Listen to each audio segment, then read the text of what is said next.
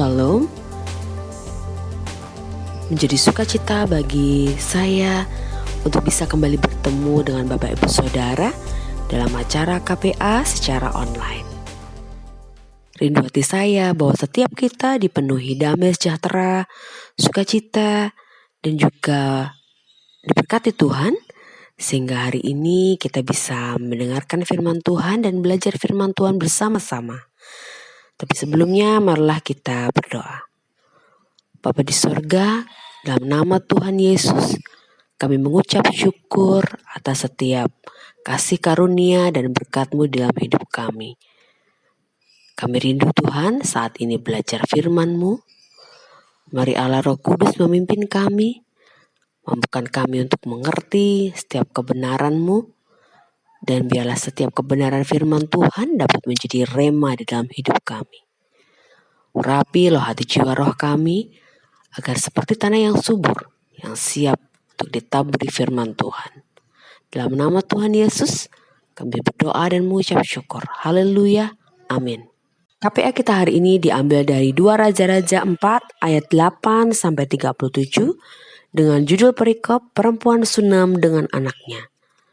Sunem adalah sebuah nama desa yang berada di daerah Israel.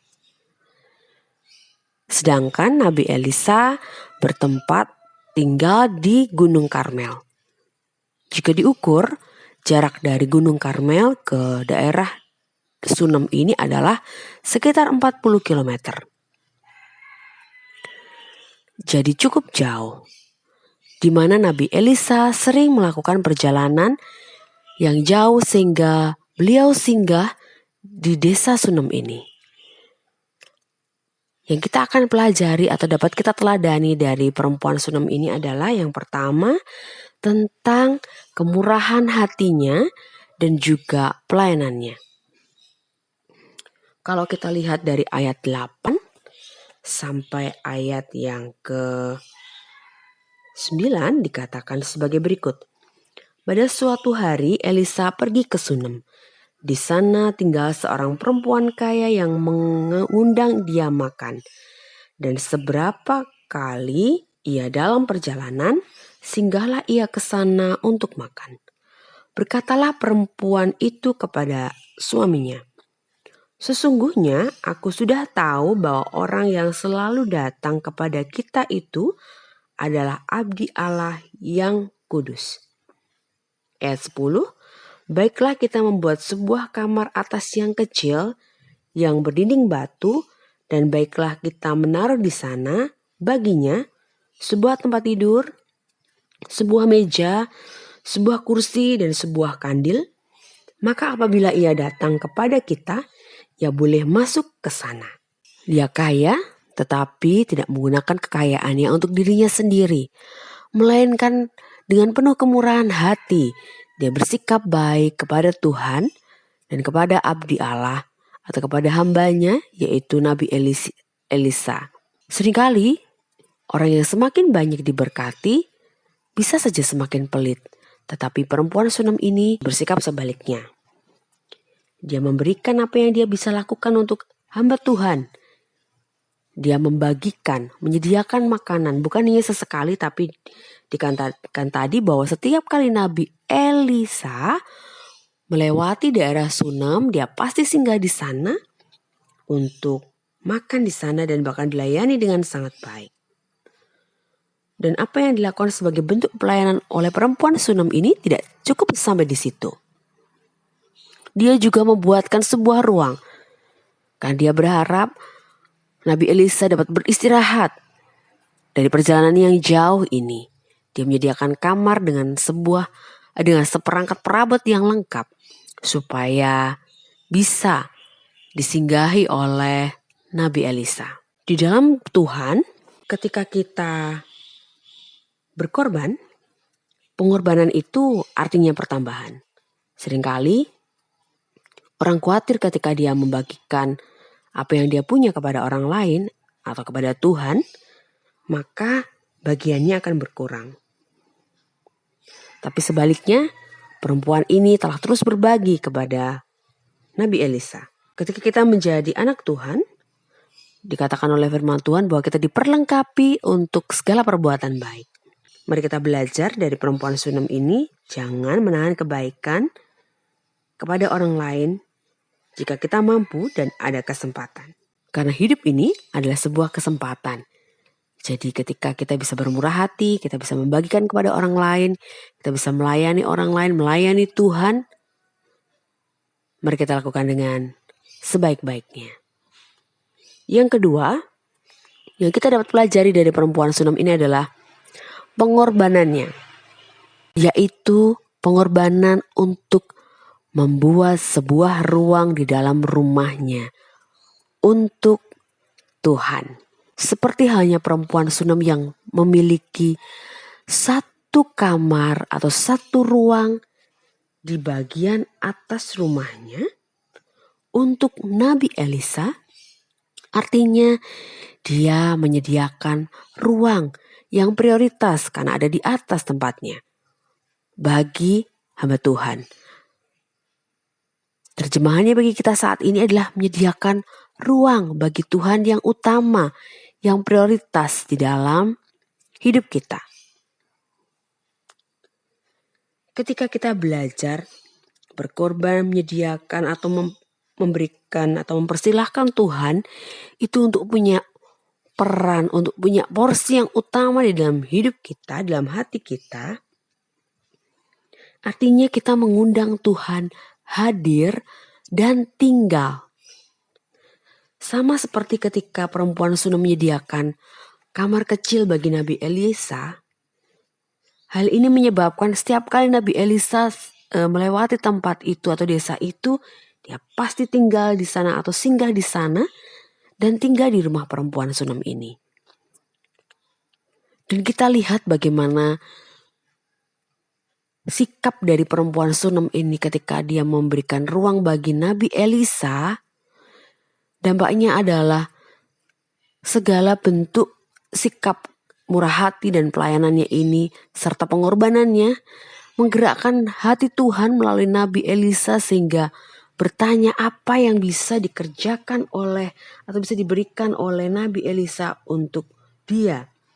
Dalam ayat yang ke-13 dikatakan sebagai berikut. Elisa telah berkata kepada Gehazi, "Cobalah katakan kepadanya, sesungguhnya engkau telah sangat bersusah-susah seperti ini untuk kami. Apakah yang dapat kuperbuat bagimu? Adakah yang dapat kubicarakan tentang engkau kepada raja atau kepada kepala tentara?"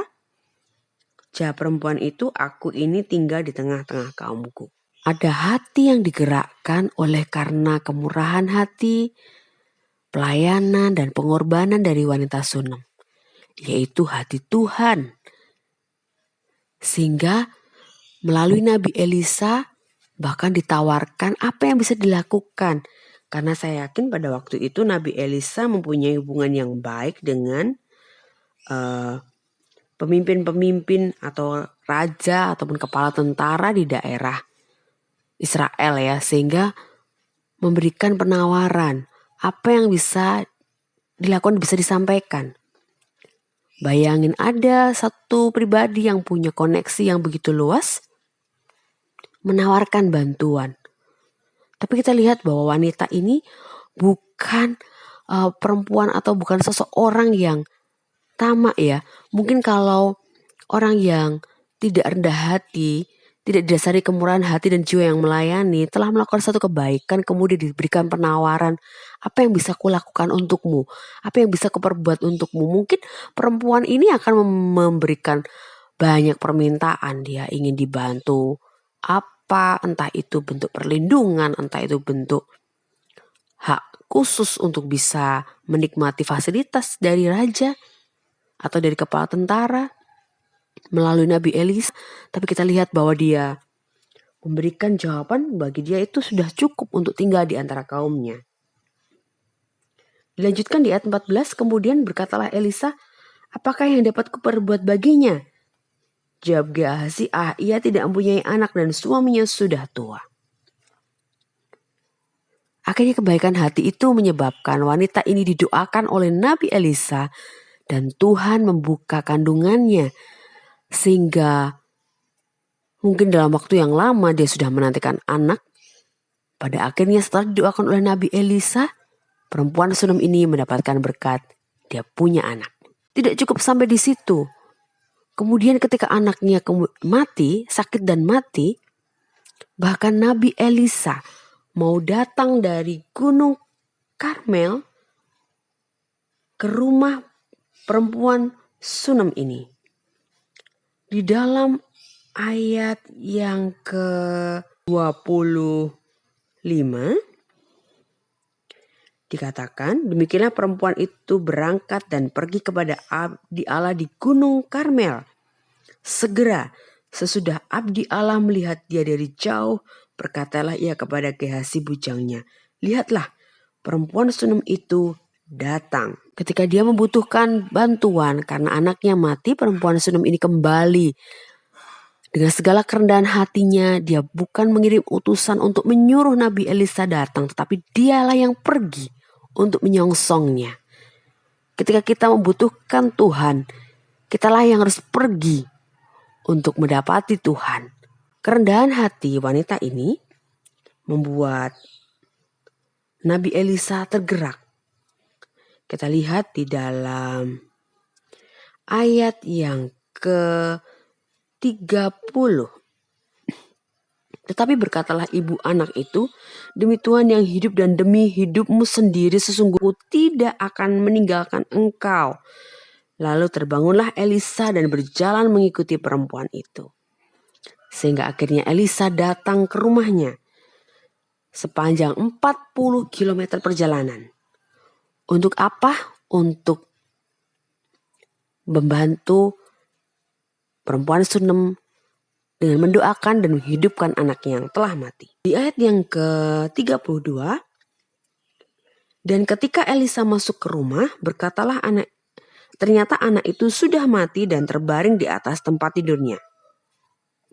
Sesudah ia masuk, ditutupinyalah pintu sehingga ia sendiri dan anak itu di dalam kamar. Kemudian berdoalah ia kepada Tuhan.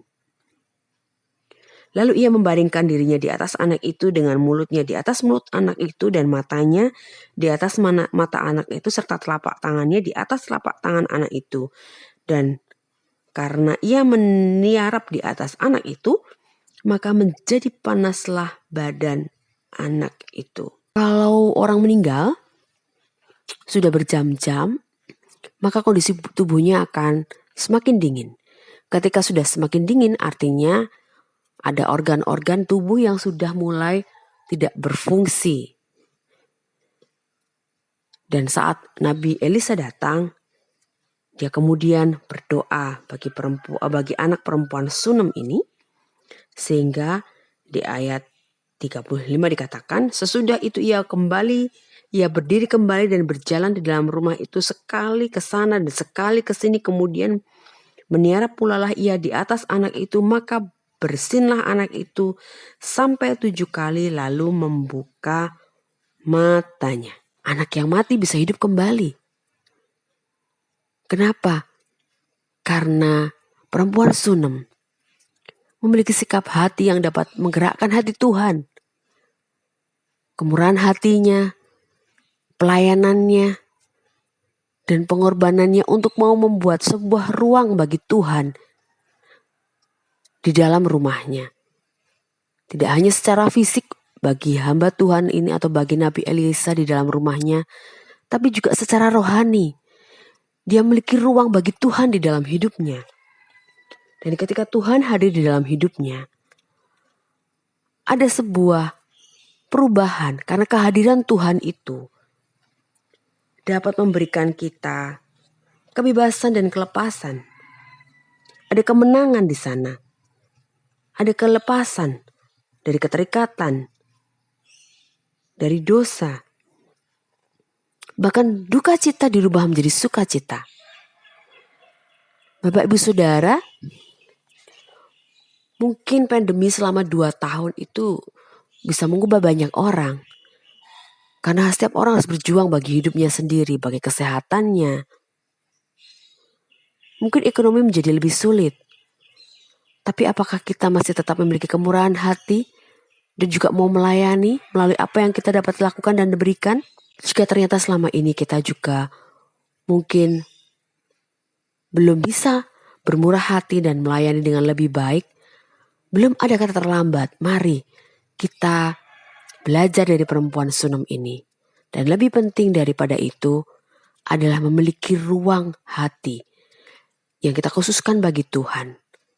Satu bentuk pengorbanan ketika kita memberikan ruang hati kita bagi Tuhan. Memprioritaskan Tuhan. Artinya ada banyak pengorbanan yang akan dilakukan.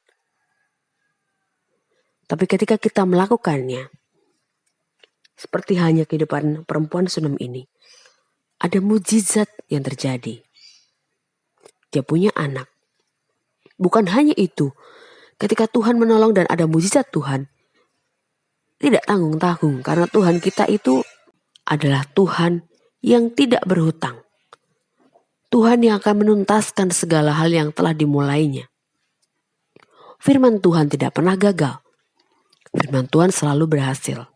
Mari Bapak Ibu Saudara, jadi kerinduan hati saya untuk kita bersama-sama belajar dan bertumbuh di dalam kemurahan hati, di dalam pelayanan kita, dan juga di dalam kesungguhan kita untuk memberikan Tuhan porsi yang terbaik di dalam hati dan hidup kita. Mari bersama-sama kita berdoa. Bapa, dalam nama Tuhan Yesus kami mengucap syukur atas firman yang sudah kami terima.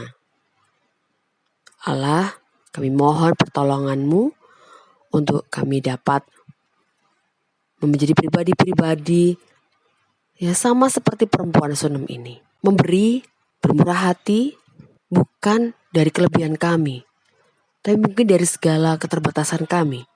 Kami mau belajar bermurah hati. Karena Allah terlebih dahulu bermurah hati kepada kami. Bahkan kemurahan-Mu lebih dari hidup. Berikan kami kemampuan untuk terus melayani. Melayani Tuhan. Melayani-Mu melalui sesama kami. Melalui keluarga kami. Sehingga keluarga, sesama, orang-orang sekitar, dimanapun kami berada, mereka boleh merasakan kasih Tuhan melalui pelayanan kami. Tapi lebih daripada itu Tuhan, mampukan kami untuk belajar, berkorban, memberikan porsi terbaik bagi Tuhan di dalam ruang hati kami dan hidup kami. Ketika Engkau menjadi Tuhan yang tinggal dan hidup di dalam hidup kami percaya ada banyak perubahan akan terjadi atas hidup kami. Dan kami rindu perubahan-perubahan itu dapat menggerakkan dan mengubah lebih banyak hal di sekitar kami. Karena Allah hadir untuk membawa perubahan dari gelap menjadi terang, dari yang tidak baik menjadi baik. Kami rindu Tuhan, hidup kami menjadi terang dan berkat. Kami rindu Tuhan, kami menjadi garam dimanapun kami berada. Tapi bukan sekedar menjadi baik, melainkan mencerminkan dan melakukan semuanya ini untuk kemuliaan Tuhan. Tolong kami Roh Kudus, agar kami dapat menjadi pelaku firman-Mu.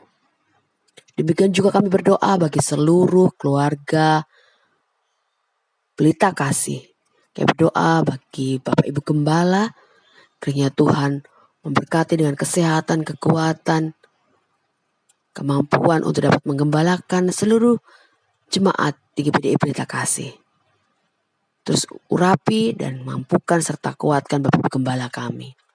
Berdoa juga untuk seluruh jemaat Tuhan yang sedang sakit, Tuhan kiranya Engkau menyembuhkan di dalam nama Tuhan Yesus. Yang sedang mengalami pergumulan, kami mohon pertolongan-Mu Bapa, agar ada jalan keluar, ada kelepasan, ada pertolongan yang dari Tuhan sendiri. Yang sedang berdoa, menggumulkan sesuatu, Tuhan kiranya Engkau membuka jalan, agar mereka dapat meraih apa yang mereka harapkan, doakan, dan perjuangkan di dalam Tuhan. Lindungi setiap kami Bapa dari mara bahaya dan hal-hal yang tidak baik. Kami serahkan hidup kami dalam tangan pimpinan-Mu, Kami rindu setiap langkah kami ada bersama-sama dengan Tuhan. Terima kasih Bapa dalam surga, terima kasih Tuhan Yesus, terima kasih Roh Kudus. Pertemukan kami kembali pada KPA Online minggu depan dengan sukacita dan damai sejahtera Tuhan yang senantiasa menyertai kami. Dalam nama Tuhan Yesus sudah berdoa dan mengucap syukur. Haleluya. Amin. Bapak Ibu Saudara, saya berharap bahwa Bapak Ibu Saudara terus ada dalam Tuhan, selalu melibatkan Tuhan dalam setiap langkah hidup Bapak Ibu Saudara, dan Tuhan Yesus senantiasa memberkati Bapak Ibu Saudara. Sampai ketemu dalam KPA minggu depan. Tuhan Yesus memberkati.